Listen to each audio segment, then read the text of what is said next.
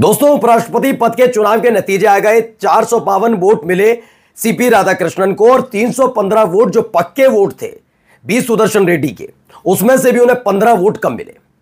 लगातार गोदी मीडिया ये चीख चीख कर बता रही है कि भैया क्रॉस वोटिंग हुई और 15 वोट जो थे वो खिसक कर आगे किधर, सीपी राधाकृष्णन की तरफ, यानी एनडीए गठबंधन की तरफ। यानी इंडिया गठबंधन के 15 सांसदों ने क्रॉस वोटिंग कर दी। लेकिन इसके साथ साथ ये गोदी मीडिया ये भी बता रही है कि 15 वोट अवैध माने गए।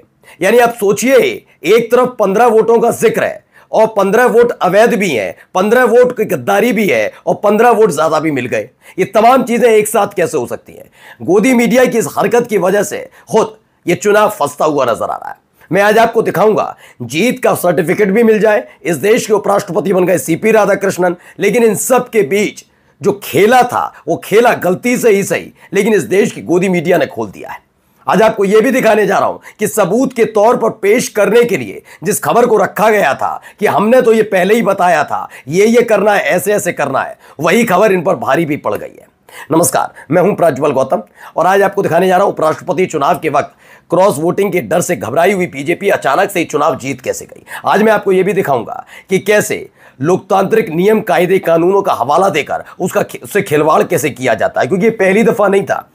9 तारीख की सुबह ही इस बात की आशंका जता दी गई थी कि खेला ऐसे नहीं कर पाएंगे तो दूसरी तरीके से करना होगा।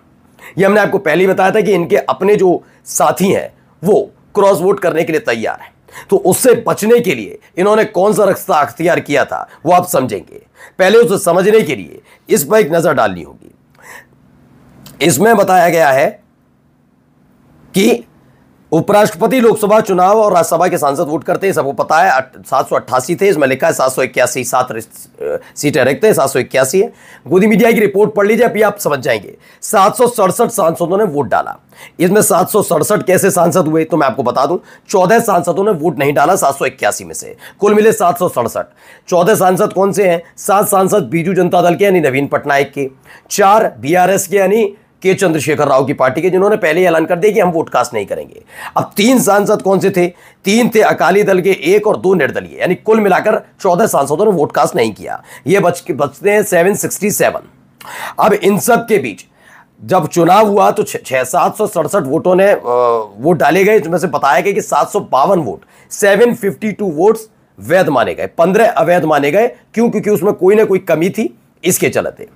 वो कमी क्या थी अभी उजागर नहीं हुई, लेकिन जल्दी उजागर होते ही आप समझ जाएंगे कि आपके अपने चैनल जो खबर दिखाई वो सही है।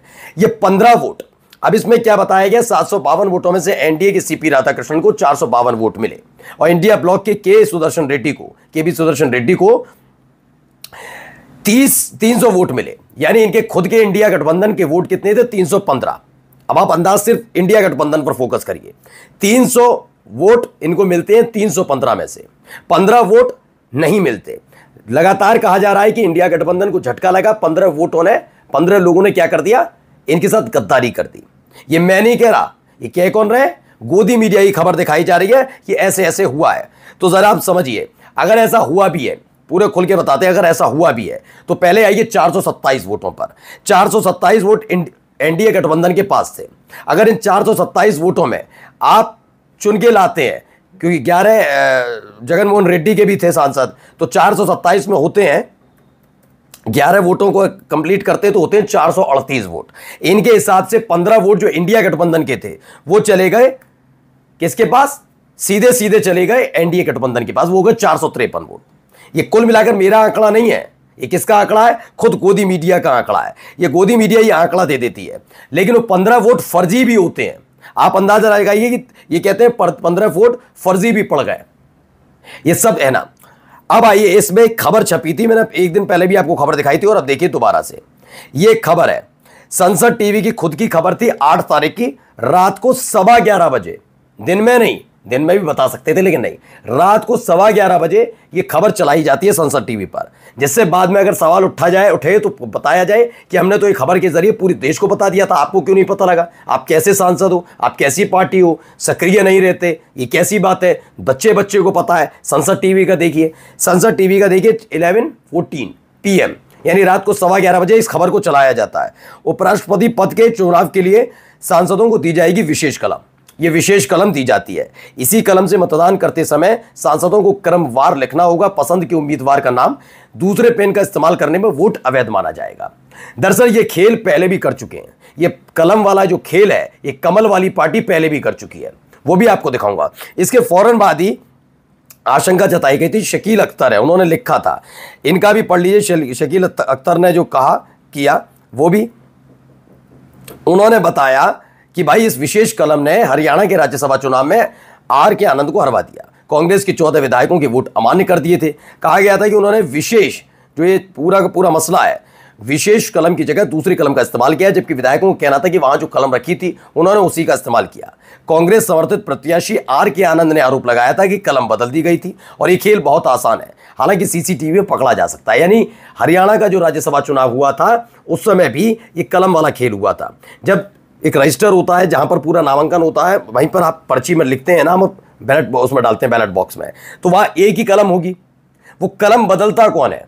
कैसे ये 15 वोट फर्जी हो गए, अवैध हो गए? फर्जी तो नहीं, अवैध हो गए।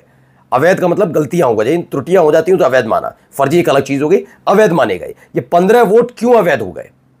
ये परसेप्शन, मैं ये नहीं कह रहा आपकी जीतते नहीं थी, आपकी तो जीतते थी ना। इसे बड़े मार्जिन में लेकर इंडिया गठबंधन एकजुट नहीं है, ये दर्शाने की कोशिश किसने की? कौन वो लोग हैं? क्योंकि 315 में अगर आप सोच रहे हैं इंडिया गठबंधन से क्रॉस वोटिंग हुई है तो आप थोड़ा गलत सोच रहे हैं, क्योंकि अगर इसे पढ़ेंगे तो समझ जाएंगे। दरअसल 39 ऐसे सांसद हैं, 39, जो ना इंडिया गठबंधन में है और ना ही एनडीए गठबंधन में से। इनमें से ही 14 सांसदों ने एनडीए के सीपी राधाकृष्णन को वोट दिया। लेकिन बीजेपी की बेचैनी यहीं खत्म होती तो बात बड़ी थी। दरअसल इनको दिखाना था कि इंडिया गठबंधन में टूट है, इंडिया गठबंधन में हालत खराब है। इंडिया गठबंधन की बात जोर शोर से उठ तो रही है, लेकिन राहुल गांधी पर कोई भरोसा नहीं करता। इसके लिए इन्हें 15 वोट जो अवैध वाला खेल भी हुआ और 15 वोट जो 14 वोट इनके पास गए उसको लेकर बता दिया कि इंडिया गठबंधन की तरफ से वोट क्रॉस वोटिंग हुई है, जबकि ऐसा कुछ नहीं हुआ। 315 के 315 वोट तैयार थे, क्योंकि अभी तक ये खुलासा करने से पीछे हट रहे हैं, है ही नहीं, अभी तक बताते भी नहीं गुप्त मतदान है। किसके वोट अवैध हुए, किसकी त्रुटियां हुई, ये तमाम सवाल के जवाब देने चाहिए। देखिए इसके बाद शकील अहमद ने लिखा भी बाद में कि 15 वोट अमान्य। उपराष्ट्रपति के चुनाव में इंडिया गठबंधन ने कहा था कि उसके 315 थे, वो पूरे आए। अब गिनती में कहा है कि उसे 300 वोट ही मिले, मतलब 15 जो अमान्य हुए सारे इंडिया गठबंधन के। हमने कल हरियाणा राज्यसभा के 2016 के चुनाव का जिक्र इसलिए किया था जहां कांग्रेस के 14 वोट अमान्य करके उसके उम्मीदवार आर के आनंद को हरवा दिया था। कहा था दूसरे पेन का इस्तेमाल किया, यहां भी वही पेन था स्पेशल। चुनाव की विश्वसनीयता खत्म हो रही है और यही सबसे बड़ा खतरा है। चुनाव पर से विश्वास उठ जाएगा और उपराष्ट्रपति चुनाव में तो सोचिए क्या होगा। ये स्पष्ट इन्होंने कहा और देखिए वही सच साबित होते हुए नजर भी आया। ये 15 वोटों वाला खेल और पेन वाला खेल क्या है ये समझना जरूरी है। वो बात अलग है कि सीपी राधाकृष्णन उपराष्ट्रपति बने, लेकिन लोकतांत्रिक तरीके से जो खेल किया जा रहा है और उसको चोट पहुंचाई जा रही है उसको भी ध्यान में रखना जरूरी है। नमस्कार।